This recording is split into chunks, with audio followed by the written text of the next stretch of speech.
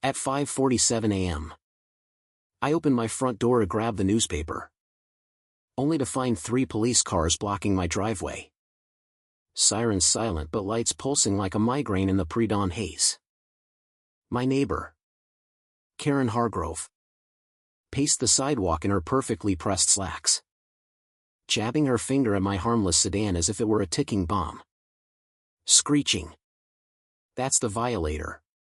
He's endangering the entire community again. Little did she know, as she ranted about reckless obstructions and moral decay, that the man she'd been tormenting for months was the very city inspector who'd been quietly reviewing every one of her overreaching HOA complaints, and today, her mask of self-righteous authority was about to crack wide open. I took a deep breath, sipping my lukewarm coffee, and muttered under my breath, "You've been measuring the wrong lines, Karen." But let's rewind a bit. Because this story isn't just about a driveway spat, it's about how one woman's obsession with control turned a sleepy suburb into her personal fiefdom, until it all boomeranged right back at her. My name's Alex Rivera. And for the past 15 years, I've worked as a senior inspector for the city's planning department. It's not glamorous, think endless paperwork, site visits, and enforcing codes that keep neighborhoods from turning into chaos. But after my wife, Maria, passed from a sudden aneurysm 2 years ago, I needed something steady. Something away from the spotlight. Our son, Jamie, was only 12 when it happened, and the grief hit him like a freight train. He stopped talking much, buried himself in video games. And I buried myself in work, trying to hold our world together. We'd moved around rentals for a while, chasing stability, but nothing stuck. Then, this modest ranch-style house in Willow Creek Estates popped up, a gated community with manicured lawns, a community pool, and what the realtor called a strong HOA to maintain values. I figured it was perfect, safe, predictable. The kind of place where Jamie could ride his bike without me hovering. No more base housing vibes from my old army days, just civilian normalcy. For the first month, it was bliss. Birds chirping at dawn, neighbors nodding hello, the faint splash of kids at the pool. Jamie even cracked a smile when we set up his room with posters of his favorite superheroes. Then Karen Hargrove entered the picture. Not with a casserole or a welcome basket, but with a laser pointer and a stack of HOA bylaws thicker than a phone book. She was the HOA president, elected unopposed for the 3rd time. Or so she claimed, a wiry woman in her late 50s with a bob haircut sharp enough to cut glass and eyes that scanned everything like a barcode reader. Her husband, Ted, trailed her like a shadow, mumbling apologies whenever she wasn't looking. The first encounter was almost comical, if it weren't so ominous. I was edging the lawn when she marched over, clipboard in hand. "Mr. Rivera," she said, her voice dripping with that faux polite tone that screams condescension. "Your grass is at 2.75 inches. Our covenants clearly state no more than 2.5. It's for the aesthetic integrity of the community." I blinked. Mower still humming. "Morning to you too. I'm Alex. And, covenants?" I read the packet. It says well-maintained, not micromanaged. She smiled that thin, lip-only smile. Well-maintained means what the board says it means. I'm the board. Fix it, or expect a fine. Ted hovered behind her, whispering, "Honey, maybe give him a day," but she shot him a glare that could wilt flowers. I chuckled inwardly, black humor kicking in, imagining her as a cartoon dictator measuring blades of grass with calipers. But I complied, trimming it down that afternoon. No big deal, right? Wrong. That was just the appetizer.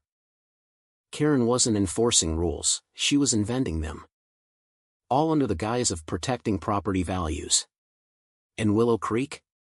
It looked idyllic, white picket fences. Blooming hydrangeas, but underneath. It simmered with resentment. Neighbors whispered about her at mailbox chats, how she'd fined a family $500 for a non-approved bird feeder.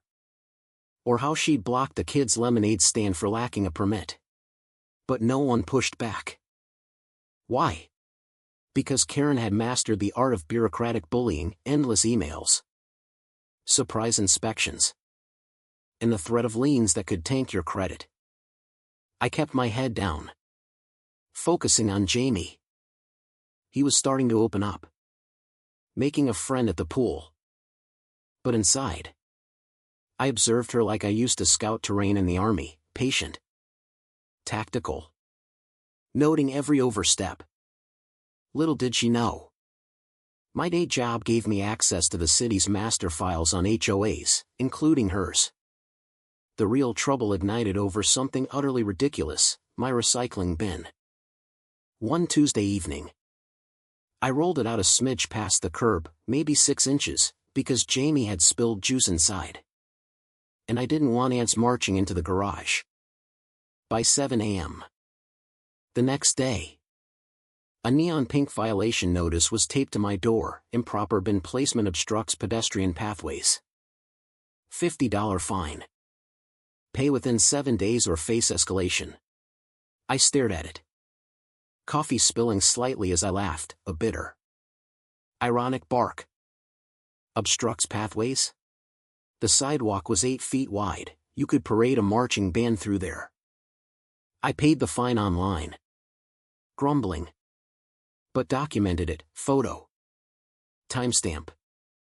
Even measured the obstruction myself. Dad.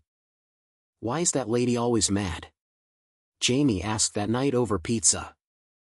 Some people need control like they need air, I replied, keeping it light.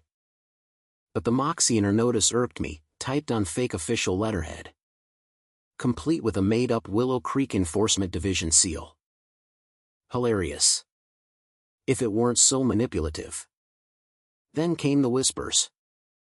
At the community barbecue, which Karen organized but mostly used to lecture about mulch standards, I overheard her chatting with a cluster of yes women. That new guy. Rivera. Sketchy. Park's funny. Bins all over. Probably hiding something. We need to watch him. Her voice carried that pious lilt. Like she was doing God's work. I pretended not to hear. But it stung. Boy no, smearing me as sketchy when all I'd done was exist. Jamie caught wind from his new buddy. Kids say your dad's weird because of Mrs. Hargrove. That night, he asked if we had to move again. My gut twisted. No way was I letting her uproot us. So, I started my quiet counteroffensive, logging every interaction, cross-referencing her rules against actual city codes. Turns out, half her bylaws were bogus, inventions to flex power. But I stayed silent, letting her dig deeper. The escalation hit like a summer storm, petty at first, then thunderous. It started with the fence. Our backyard needed a privacy screen for Jamie's trampoline. So I installed a simple wooden one, following every spec in the real HOA docs I'd pulled from city records. 2 days later, Karen banged on my door at 8 p.m. Flashlight beaming like an interrogation lamp. This fence is non-compliant. Height exceeds by 1.5 inches. Tear it down, or I'll report you to the city. Her face flushed, self-assured smirk intact, as Ted fidgeted behind her. Karen. It's dark. Can this wait? I said calmly. No. Standards don't sleep, she snapped, her voice echoing off the houses. I didn't argue, just nodded. Noted. But inside, I seated with that laugh-in-rage feeling, her measuring my fence at night. Pathetic. The next morning, a city truck showed up, not because I called, but because she'd filed a complaint. The inspector, a grizzled guy named Frank who'd dealt with her before, measured it twice. "It's fine, bud. She's on a tear again." He leaned in, whispering, "Watch your back. She's run off 2 families with this crap." She didn't stop. Next, my car's angle. I parked at a 10-degree tilt for easier exit, old habit. Violation notice: asymmetrical parking disrupts visual harmony. $100 fine. I paid, but snapped pics of her own Lexus crooked in her driveway. Submitted anonymously to the HOA email she controlled. No response. Of course. Then the rumors amplified, at the pool. She told a mom I was unstable. Probably a danger to kids. Jamie came home crying after some brat repeated it. That crossed the line, attacking my family? Black humor aside, it was time to tighten the noose. But Karen amped it up, trash day drama. I pulled bins back 5 minutes late once. She photographed it from her window like a spy thriller reject. Then sent certified mail with evidence demanding $200. Continued negligence threatens public health, it read. I laughed darkly. Public health? From a bin? But I complied, setting alarms. Meanwhile, her bins lingered curbside for hours. I documented. Reported. Crickets from her board. The police calls started small: suspicious vehicle in driveway, my own car. Officers arrived. Apologetic. She says it's blocking access. I showed them it wasn't. We've been here before, one side. Then it ramped, twice a week. Complaints about noise, Jamie bouncing a ball. Vandalism, a scratch on her mailbox she blamed me for. No proof. Each time, cops rolled eyes, but had to respond. One night, after a false trespassing call, me watering my own plants, Officer Patel confided. She's called 22 times this quarter. Mostly bogus. I kept records, a binder swelling with emails, photos, timestamps. Neighbors started confiding, she's fined me for holiday lights too early. She threatened my dog permit. The community chat buzzed anonymously. Karen's reign was cracking. But she doubled down. Fearing loss of control, she impersonated city officials in letters. Doxed my address on a neighborhood Facebook group as problem resident, even called child services with a fabricated neglect report after seeing Jamie play unsupervised for 10 minutes. That CPS visit? A social worker showed. Polite but probing. I showed my docs. Explained. She left shaking her head. This smells retaliatory. Fury boiled. But I channeled it, more evidence. Karen's hypocrisy peaked when I caught her violating her own rules, overgrown hedges, late bins, and reported. She responded with a special assessment fine of $300. Mailed fraudulently. By now, her low bitch antics were comedy gold and tragedy, strutting like a peacock, quoting morals while breaking laws. Neighbors snickered behind her back. But she sensed rebellion. Growing desperate, she filed a harassment suit against me, ironic, claiming my defiance caused her stress. That's when I knew, time for the flip. The HOA annual meeting was the powder keg. Held in the community center. Fluorescent lights buzzing like angry bees. 50 residents crammed in folding chairs. Karen presided at the front, gavel in hand. Her face a mask of smug authority. Order! We'll start with violations. She listed bogus ones. Saving mine for last, mister. Rivera has accrued $750 in fines, plus ongoing infractions. Motion to lien his property? Murmurs rippled. I stood, binder in hand, voice steady but laced with that dripping sarcasm she'd earned. Before that, Karen, let's clarify a few things. Her eyes narrowed. This isn't debate time. Oh. But it is, I said, pulling out city docs. See? As senior city inspector, I've reviewed Willow Creek's filings. Your bylaws violate state law, half are unenforceable inventions. Gasps. Her face twisted, confident smirk cracking into shock. What? You're lying. Am I? I flipped pages. Exhibit A, your fake fines. B, impersonating officials. C, 47 false police calls, yes. I counted.